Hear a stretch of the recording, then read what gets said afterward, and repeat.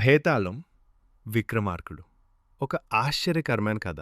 పూర్వం ఉజ్జయిని అనే రాజ్యంలో ధైర్యవంతుడు మరియు న్యాయమైన రాజు విక్రమార్కుడు పాలించేవాడు. ఒకరోజు ఒక యోగి రాజు దగ్గరకు వచ్చి ఒక విచిత్రమైన పని అడిగాడు.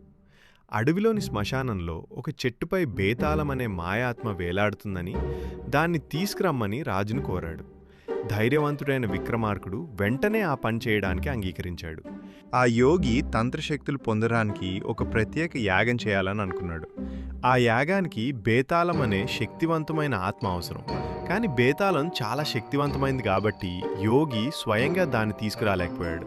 అందుకే ధైర్యవంతుడైన రాజు విక్రమార్కుడిని అడవికి వెళ్ళి చెట్టుపై వేలాడుతున్న బేతాళాన్ని తీసుకురమ్మని అడిగాడు. కానీ యోగి యొక్క అసలు ఉద్దేశం మంచి కాదు. ఆ యాగంలో చివరికి విక్రమార్కుడిని బలి ఇవ్వాలని అతను రహస్యంగా ప్లాన్ చేశాడు. అయితే బేతాళం రాజు కథలు చెబుతూ ప్రశ్నలు అడిగి చివరికి యోగి యొక్క కుట్రను రాజుకు తెలియజేసి అతన్ని కాపాడింది. విక్రమార్కుడు చెట్టుపై వేలాడుతున్న బేతాళాన్ని చూసి ఇలా అన్నాడు: "ఓ బేతాళ, నిన్ను తీసుకురమ్మని ఒక యోగి నన్ను పంపించాడు.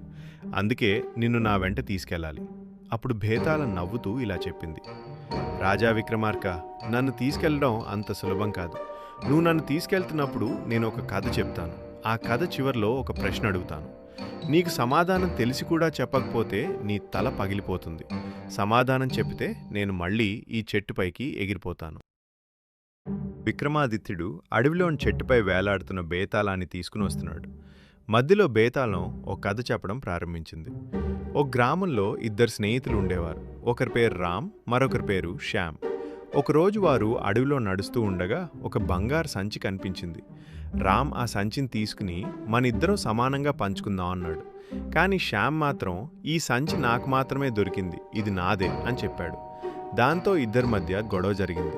అప్పుడు వారు రాజు దగ్గరికి వెళ్ళి తీర్పు చెప్పమని అడిగారు.